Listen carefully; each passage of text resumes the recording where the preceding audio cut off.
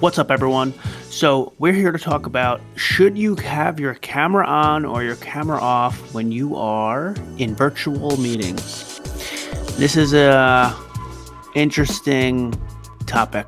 Uh, yeah, and there's different takes on this, and it's become extremely relevant now that the pandemic has hit us and most people who can work remotely are working remotely, at least that I'm aware of.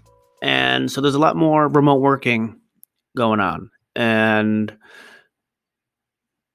so it's it's different, right? Like if you were working in an office and you had meetings, you're up and about, you might be sitting down in a seat and then you go to a meeting and you're walking around and your eyes aren't constantly strained by just looking at a screen all day. It's a different working environment. Um, and it's a consequence of this pandemic. But I see very positives to the whole thing as well. Giving people more flexibility in where they work is a major benefit. I get that it's not ideal to be staring at a screen all day. If that's what you, not everyone has this as a consequence of this, but for those who do, you're staring at a screen all day. I get that. The benefits are great though. It's commuting is easier, more flexible in where you live, easier to take care of your family if you have kids. So this pandemic has upended how we do things for some industries, as far as how you work and where you work. And uh and so there's a lot of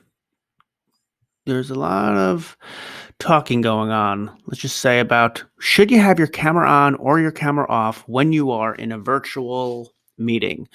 And I read an article on Harvard Business Review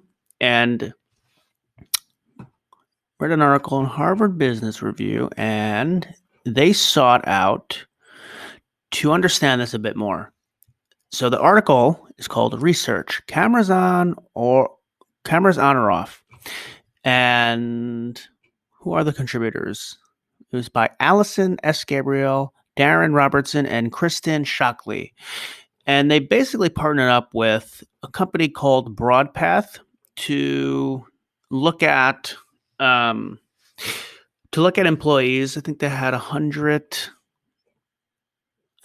a little over 100 employees in this study, and they looked at them over a course of 6 weeks to see how they did over time. And the results that they published in the Journal of Applied Psychology. The results were using cameras was positively correlated with daily feelings of fatigue. The number of hours that employees spent in virtual meetings were not. This indicates that keeping the camera consistently on during meetings at the heart of the fatigue problem.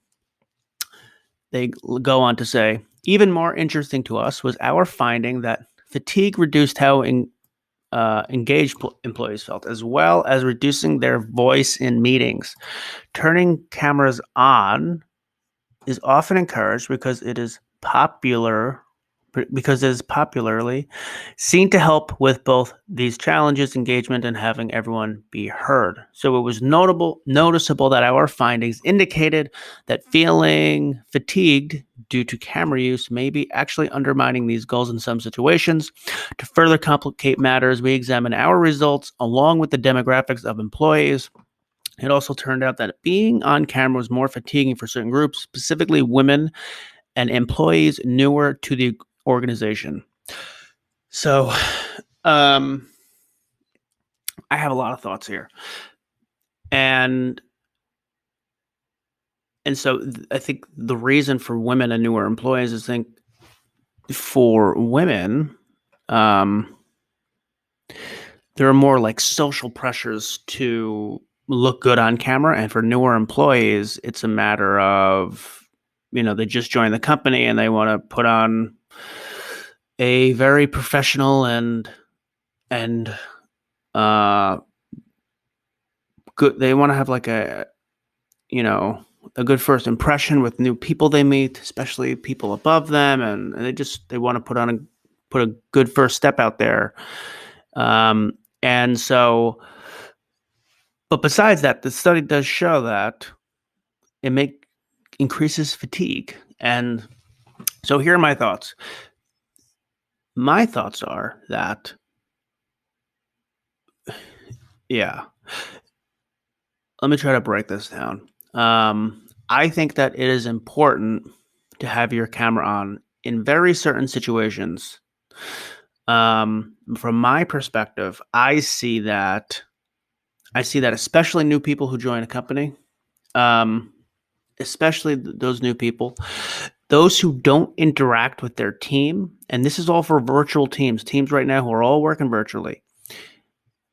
The people who don't interact with their team, meaning they join little team huddles, like their 4 or 5 core group of their internal team. They join these daily huddles, or maybe it's every other day or something. They don't turn their camera on and they don't really interact with the team.